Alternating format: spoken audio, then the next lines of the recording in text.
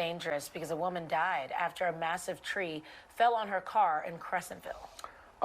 Hank is there now. Hank. Yeah, good morning, guys. 500 block of West Hill Creek Drive. It happened yesterday about 10 minutes past 6 o'clock. Tragic. And the winds still continue to blow all over our region. And this woman remains unidentified until friends and family can be notified. But we're here with a woman, Elizabeth Balaguer, who says that she was the victim's best friend. And you rode to church, or at least to a church musical service with her yesterday. Yes, I did. Tell us a little bit about that. She picked me up on the other side. We started driving, then she picked up two more people, or tried to pick up two more of her friends.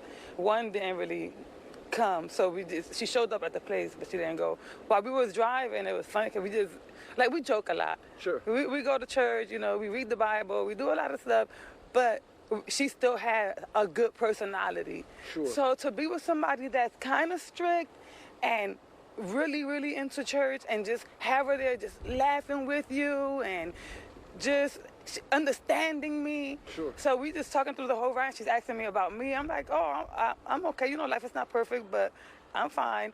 And I'm like, how are you? She looks at me and she said, how am I?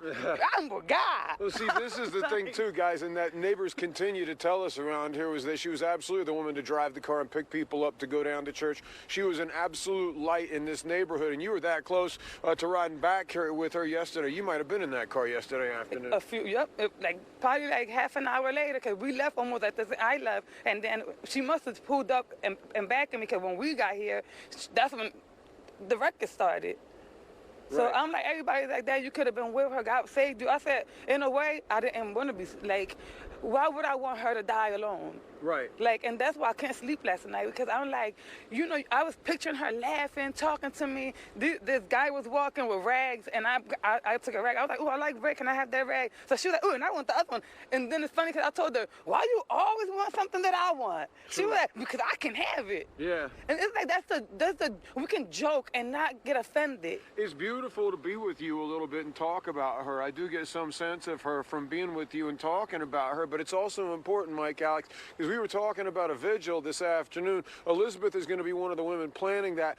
Tell us a little bit what you can about that, Elizabeth, so far. I know it's still coming together, but also there's an issue with the victim's dog still being in her apartment. We got to get that dog out and get it tended to. Yes. So, like 2 days ago, I seen her walking the dog. She put the dog in, then she walked up and started talking to me, and then this happened. So I know she was with me in church, and nobody lives with her, so the dog has to be in there. Right.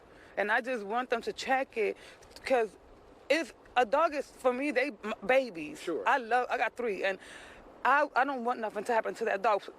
My friend, and then my friend's dog. Sure. Like, come on.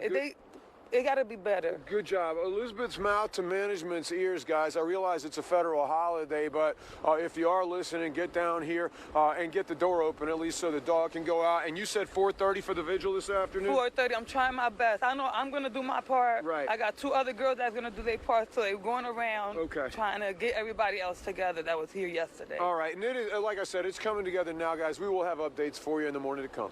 Mike, Alex.